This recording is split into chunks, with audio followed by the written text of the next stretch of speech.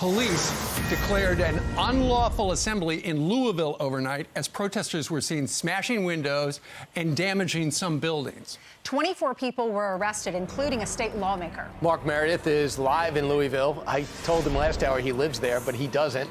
With the arrest that took place last night and the fear about this weekend.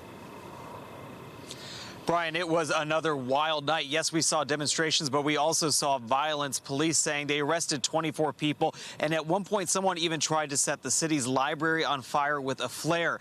Police, when they were out here last night, said they spotted people spray painting all sorts of graffiti, whether they be on buses or on businesses that were downtown. Someone also was smashing some windows of some of the restaurants that were downtown, really causing mayhem throughout the city.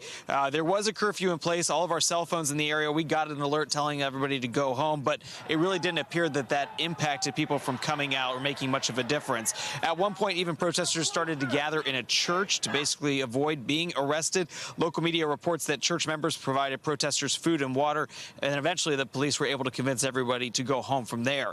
Now, among those who were arrested last night was Kentucky State Representative Attica Scott. She had introduced legislation to ban no-knock warrants in the wake of the Breonna Taylor shooting.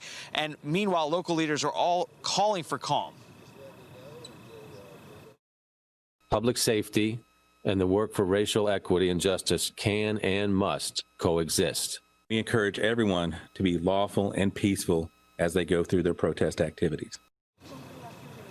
Also today, the man accused of shooting 2 police officers on Wednesday, he will be arraigned. Police charging 26-year-old Lorenzo Johnson with assaulting police officers and 14 counts of wanton endangerment. The good news, the officers are okay. Officers even cheered as Major Aubrey Gregory, the city's special operations commander, who was in the hospital just hours earlier, showed up for a roll call as these officers were getting ready for their day ahead. We are expecting that curfew to remain in place here over the weekend. We had a chance to kind of walk around downtown this morning. When we got up about 2 a.m., there was nobody else on the streets, but there's certainly that indication that people are still worried about what this weekend will bring. Businesses are all boarded up. I talked to one business owner this morning who suspects somebody tried to set his building on fire. He was very upset and says a lot of people don't realize what the city of Louisville is going through. Brian, Ainsley, and Steve, back to you guys. No kidding. Hey, Mark, before you go, talking about businesses that were damaged, I saw some local reporting in the Louisville Courier newspaper this morning that apparently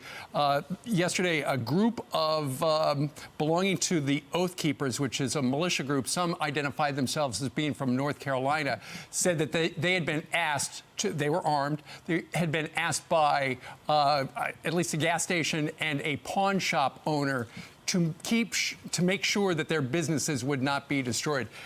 Is that a group that's been there for a while? They have been here for a while. I've got friends on the ground here in Louisville who said that they've seen them out here. When I first got here Wednesday evening, I walked by that exact shell station you were talking about, and you've got maybe 20, 25 people that have their guns out kind of along the perimeter of that shell station. It's about maybe a half mile from where I am. They're definitely out there. I didn't have a chance to speak to them. I was just trying to get to the hotel as things were starting to get kind of crazy. But I certainly have seen them out here. We'll be curious if they'll stay out here this weekend because, again, the police are asking for everybody to calm down. All right, Mark Meredith live on the streets of Louisville.